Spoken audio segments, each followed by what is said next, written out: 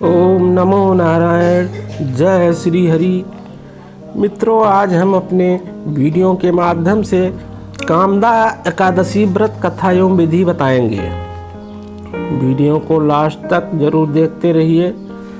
नमस्कार मित्रों, ज्ञान की आवाज़ यूट्यूब चैनल पर आपका बहुत बहुत स्वागत है। आइए एकादशी व्रत कथा की शुरुआत किया जाए।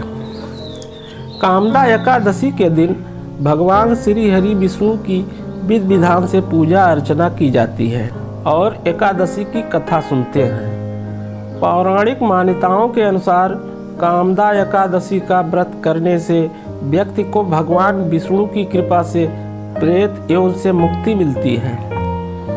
काम, क्रोध, लोभ और मोह जैसे पापों से मुक्ति के लिए कामदा एकादशी का व्रत करना चाहिए।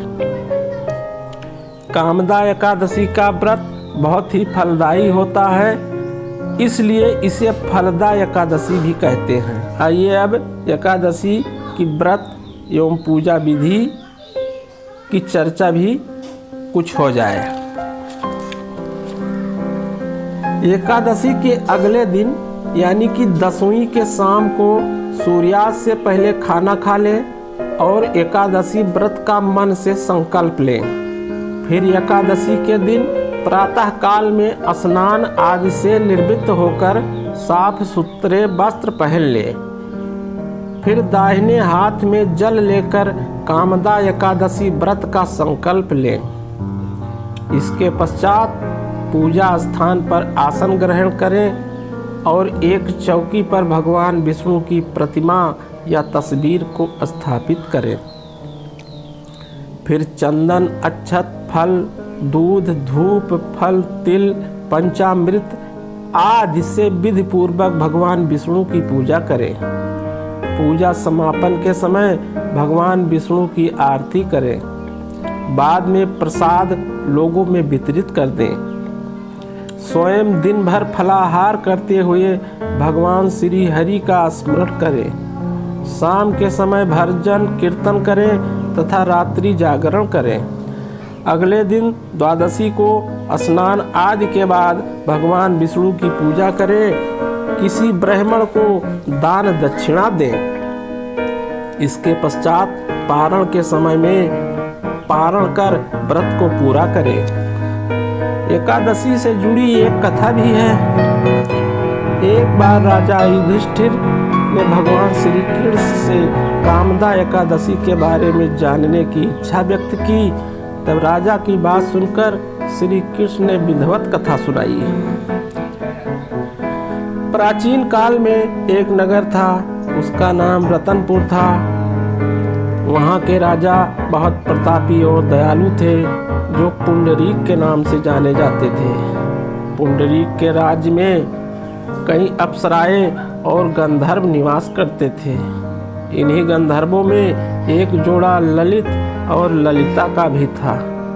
ललित तथा ललिता में अपार स्नेह था, प्रेम था।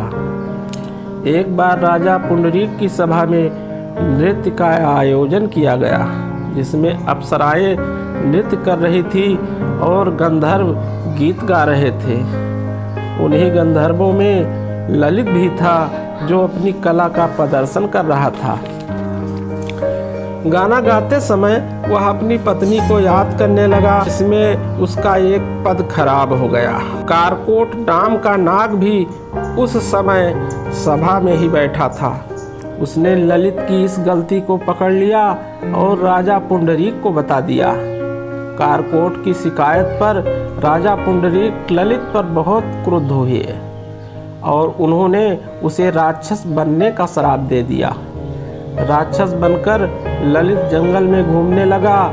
इस पर ललिता बहुत दुखी हुई और वह ललित के पीछे जंगलों में विचरण करने लगी। जंगल में भटकते हुए ललिता श्रृंगी ऋषि के आश्रम में पहुंची।